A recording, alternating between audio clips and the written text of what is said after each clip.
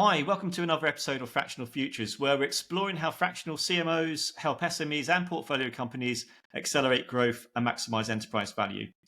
Today, we're discussing one of the most exciting but complex aspects of scaling a business. That's international expansion. So reaching new markets, it presents a huge opportunity for growth, but it also comes with significant challenges, from adapting marketing strategies to different cultures, to overcoming entry barriers and maintaining brand consistency across multiple regions. In this episode, we'll explore how businesses can navigate these challenges and use marketing as an enabler for global growth.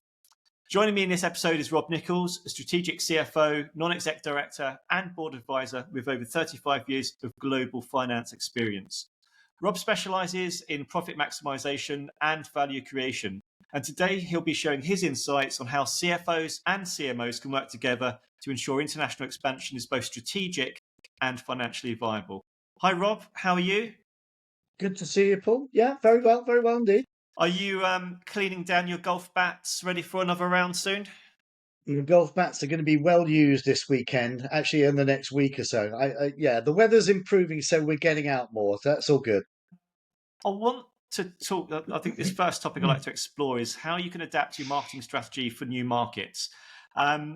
There will become an inflection point at some stage in the business growth cycle where the only option for growth is to go international.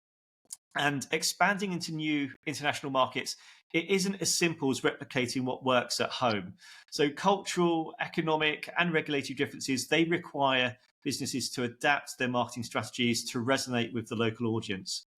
I want to explore how we can strike the right balance between local customization and brand consistency.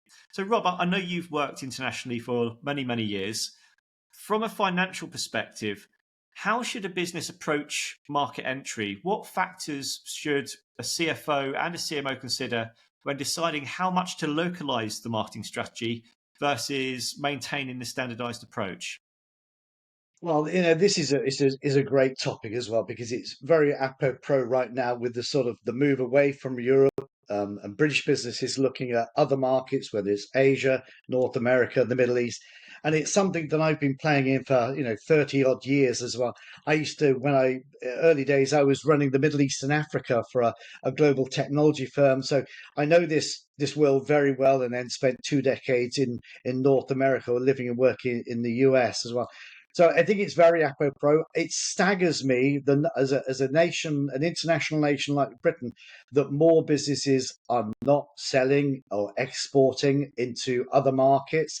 Um, Way back when, I took a product that basically was a standardized product and took it into 69 countries in the Middle East and Africa, grew distribution through all manner of different processes and practices. And we took a business that went from 20 million to 120 million in about 3 years. It wasn't difficult to do, but you learn an awful lot. And your point is well taken about how do you take a product, a standardized product, and moving into markets? I'm a big believer in strategic alliances, partnerships, building relationships with distribution points of presence in certain markets. And you have to go one market at a time. You go into Egypt, you need 1, 2, 3 distributors. You go into Kenya, you need 1, 2, 3 distributors. You do the same thing in South Africa. And over time, you play the market game that way. I think there's a very deliberate strategy you should apply in any market is you go after the big markets first. So I do a lot of work with companies moving into North America. And dependent on the product or the service or where you're going, and the way you want to enter that market is the obvious markets for certain products are, if you're in oil and gas, you want to look at California and Texas. If you're in hospitality, you want to look at Florida and California.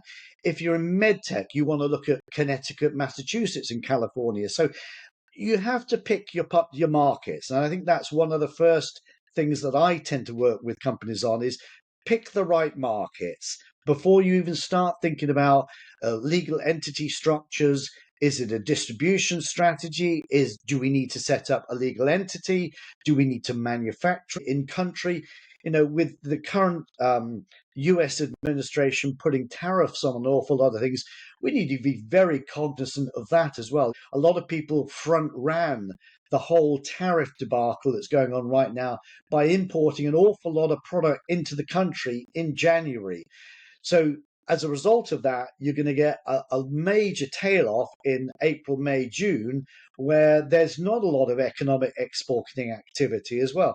So there is people that are playing this game very quickly, very rapidly. I was sat down last night with a client around the dinner table, and she's just come back from a trip selling British products into the Middle East, into one country, Dubai, because it's easier. And the next step is, well, how do we take it from the Emirates, the same product, and move it into other markets? She's looking particularly, obviously, at places like Saudi. Um, Great product, great brand, not creating any new brands, just taking the existing brand that is available on the shelves in the UK and putting it into a new market, not doing anything fancy.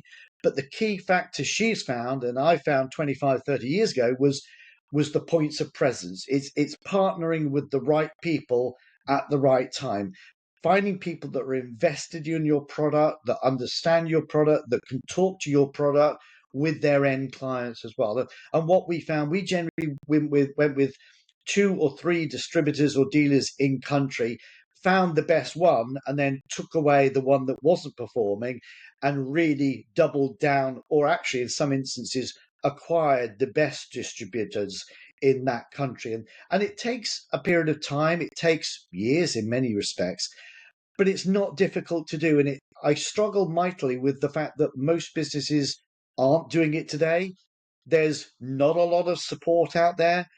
The DBT, the Department of Trade and Industry, they talk a good game, and on the ground in country they will often talk a good game, and they'll invite you to various cocktail drinks and they'll introduce you to people, but there's not a lot of systematized processes, templated ways of doing business. It's about getting out there, meeting people, building relationships, reinforcing those relationships, going out there again, getting boots on the ground. I'm a big believer in getting people into the country. So most of my clients that work into places like in North America, I will advise them to go out and spend 6 weeks, rent an Airbnb, and go and live in California, go and live in Miami, go and live in Houston, and become part of the business fabric for for a period of time. Go to the universities, go to the chambers of commerce, meet the right people, build the right relationships, because it will open so many doors over time. Don't just try and ship your product in, clear it through customs, and try and find someone to put your product on the shelf. Build relationships. It's not difficult to do, but you do have to invest time and effort in doing that. Most people don't do that. So my advice would be the one that does invest in those relationships, that builds a point of presence in the country, get people to feel warm and cozy about your product, your service, like them. You need to like, know, and trust them. They need to believe in your product, and they need to, and you need, there's a certain amount of trust that has to be built up, and that will take time. It's the relationship that is the key thing. I think you're absolutely right. I don't think there's much more I can add to that. I think you've pretty much covered all the important points there. I think with remote working, there is no excuse to put one of your employees in another country for a few weeks, a few months, work remotely, get to everything that you've just mentioned there about embedding yourself in that local market, understanding who the movers and shakers are, who's the safest bet to be a potential distributor, all that good stuff, and picking up on the cultural nuances of that market as well. I think your point is well taken. There's no excuse. With the ability using AI to develop a research report on a market, a country, a product, a distributor, you could literally do it on the aircraft flying to Dubai, generate half a dozen research reports by product, by region, by customer, do the due diligence on the partners you're looking at. There's no excuse. I know founders that will literally fly to California, they'll live in San Diego or San Francisco for 6 weeks in an Airbnb, and they'll do their due diligence. They'll find the right people to talk to. You just need to get off your backside and go to Dubai, do the due diligence, meet people, build a presence, build a personal brand, make sure that people know you're out there as well. I had one person I deal with, he's an FX broker out of London, took himself off to Dubai for 4 weeks. And now he's really quite well connected in Dubai.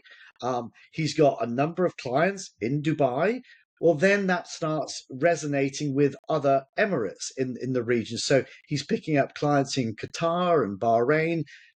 That's through just getting off your backside and going out there.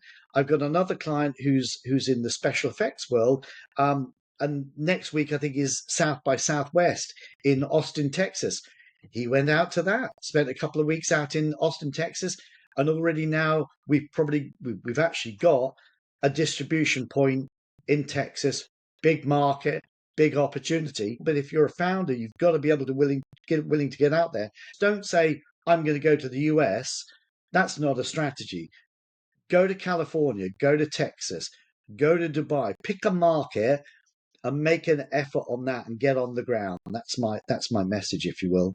I think the other thing to consider is the digital infrastructure that has to be localized as well. So, if, for example, you're exporting to China, WeChat might be a viable platform for your business to be on. If it's in India, I think it's UPI, Klarna in parts of Europe. And I think that's another thing you need to look at. How do the buyers or the potential buyers of your products, how do they buy the products? What platforms are they using? What systems, processes, techniques are they using?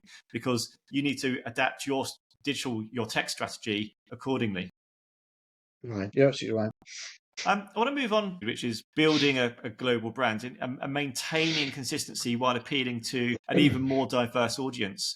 Both you and I know, Rob, having a strong global brand, it helps businesses expand into those new markets, win credibility, win trust. But maintaining brands is more difficult when you're going into multiple new markets. So, Rob, many CFOs are focused on the ROI of brand building activities, especially when expanding internationally. So, how do you evaluate the financial impact of brand consistency nationally or internationally versus local adaptations? And what role does brand play in international growth? So I think brand is critical. It's probably an undervalued asset because it's an intangible. Um, as a CFO, I'm thinking longer term. I'm not thinking short term, and I think that's a weakness that many backward viewing CFOs or even management teams are guilty of. Is that they'll expect a brand to have a short term impact. You take your product. They should love my product. The sales should be generated relatively quickly. In the matter of months or at least a couple of quarters. I think that's a little bit foolish, to be honest. A brand does take time to resonate in a new market. I work with a product that had been around dozens of years, but it was new to the market. And so it takes time for people to familiarize with the benefits of your product or service.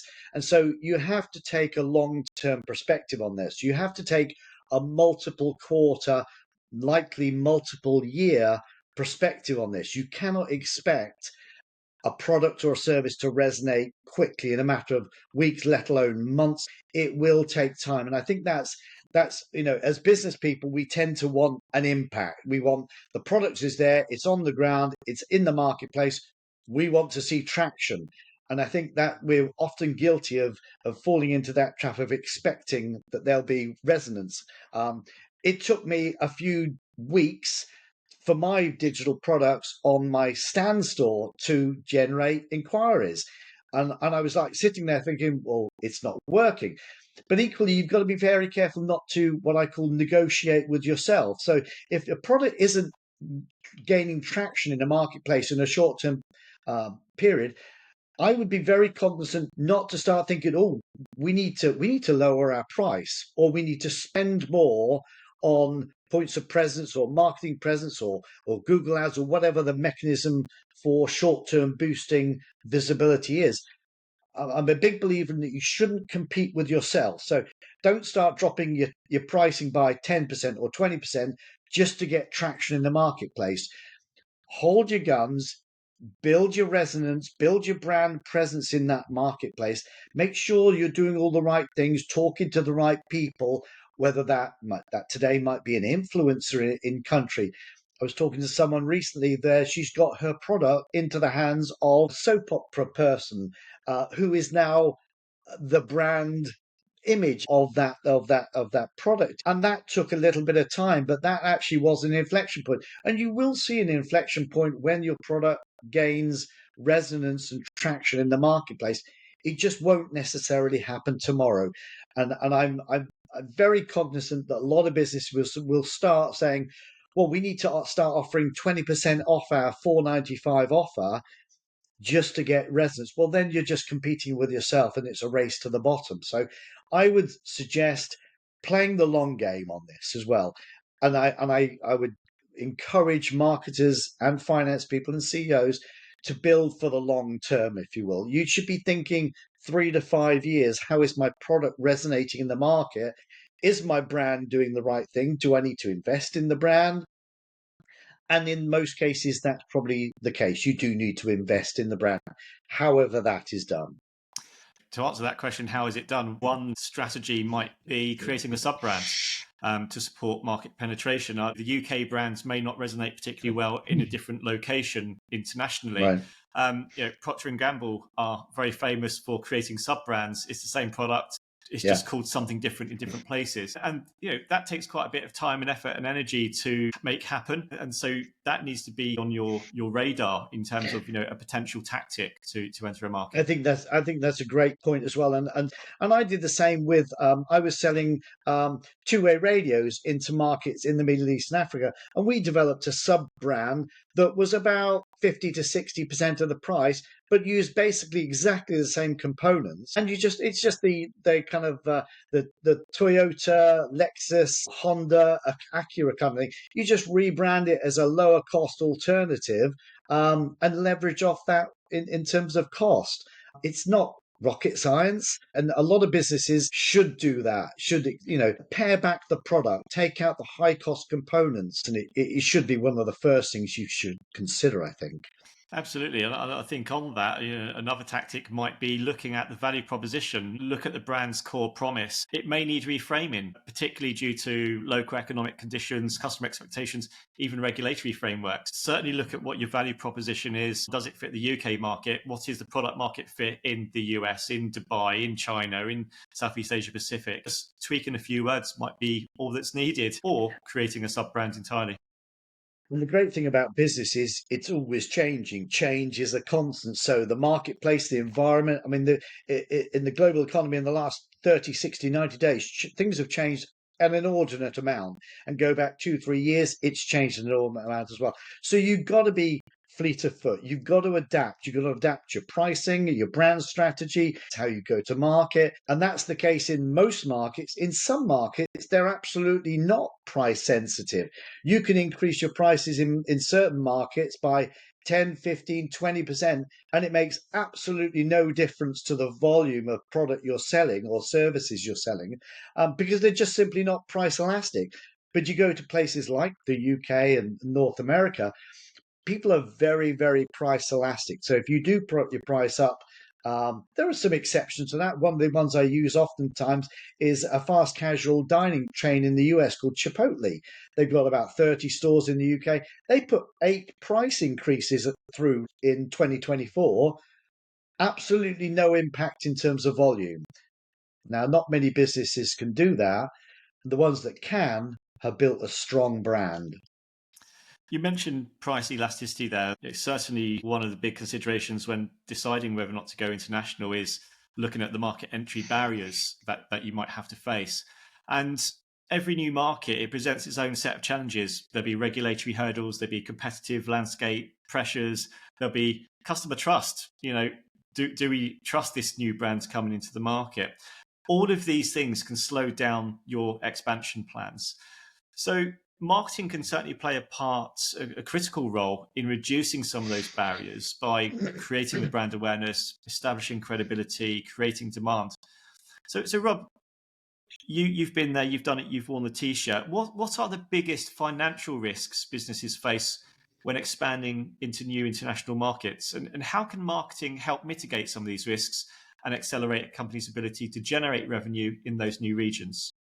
So I think one of the things we talked about earlier was about research, understanding the market you're entering. And I spend a lot of time in what's called the developing markets, in places like Saudi, Dubai, Egypt, Turkey, South Africa, and they have a different perspective of price.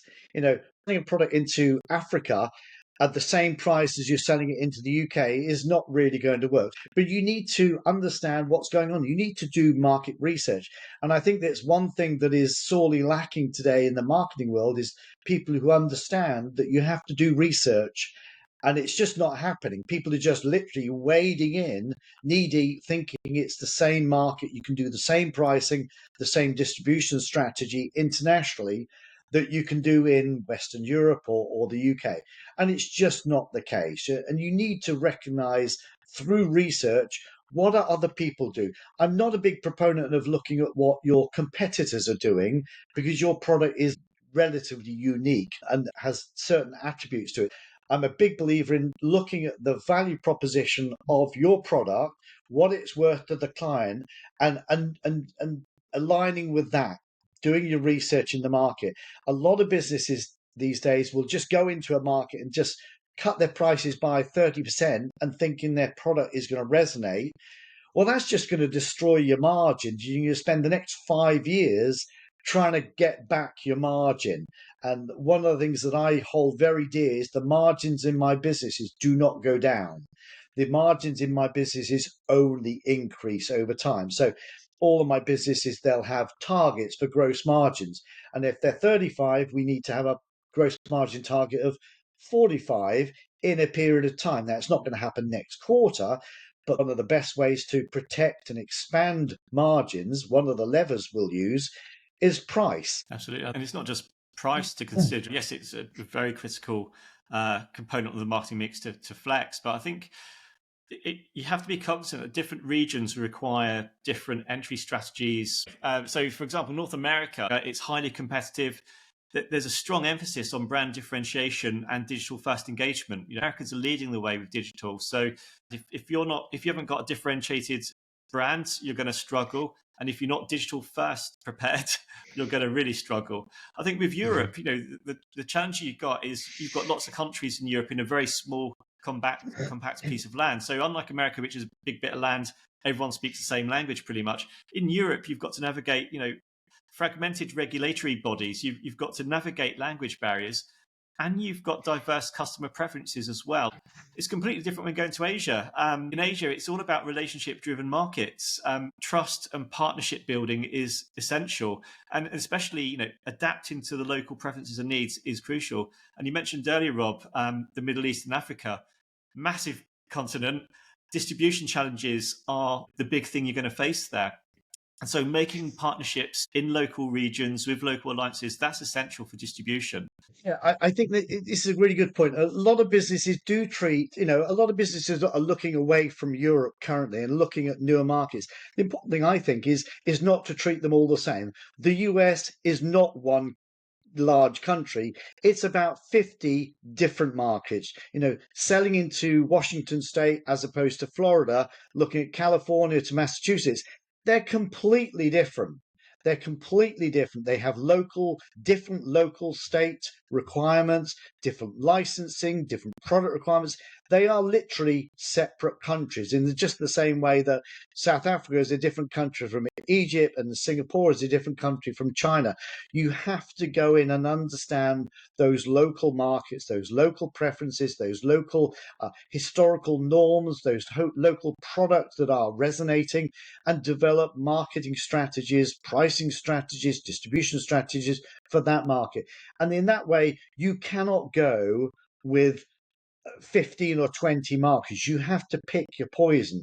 Pick one or two states, pick one or two countries, pick a market. For me, in the Middle East, Africa, I picked three key markets, and that was Turkey, Egypt, and South Africa. It just so happens those were large geographical markets, but that was what resonated with the product we were selling into those markets.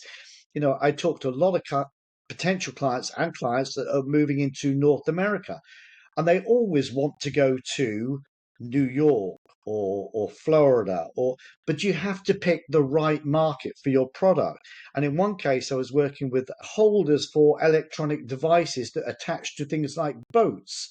And the right market for them to enter was Connecticut. It wasn't Florida, it wasn't California, it certainly wasn't Texas. Obviously, there's certain markets you need to go to, but you need to pick the right market and don't always pick the biggest market. Pick the right market that is right for your product or service. And therefore, you need to do the research on that because otherwise, you're going to spend an inordinate amount of time, an inordinate amount of money finding out that that wasn't the right market for us, or that wasn't the right distributor, that wasn't the right strategic alliance. So do your research, get on the ground, find what other people are doing. Don't copy them, do what you need to do, but pick your market and pick your pricing point. I think that's probably a good point to close on. I think the key message there is do your research and do it well. Don't assume you know the market. Get out there, live it, breathe it, and be prepared to change your decision. Absolutely. So, if you've been watching or listening to this episode, I hope you found value from the discussion. In the next episode, Rob and I will be discussing how to align sales and marketing for revenue growth. So, stay tuned for that one. Rob, thank you again for giving up your time to share your perspectives. I've really enjoyed the show and look forward to the next episode. Enjoy the Good golf. to see you, Paul. Take care. Cheers.